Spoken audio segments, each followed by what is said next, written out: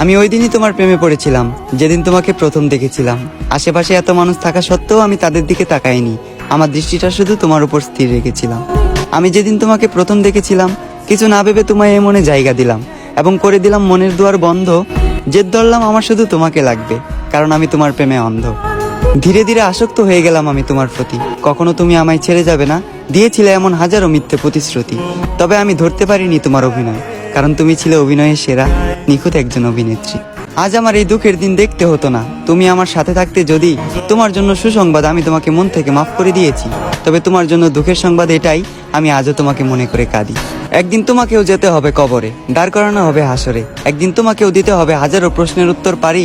সেদিন যদি আমার নিষ্পাপ চোখের পানি প্রশ্ন হয়ে দাঁড়ায়, তোমার সকল পুণ্যের কাজ যাবে বৃথা, তোমার পাপের পাল্লাটা হবে ভারী।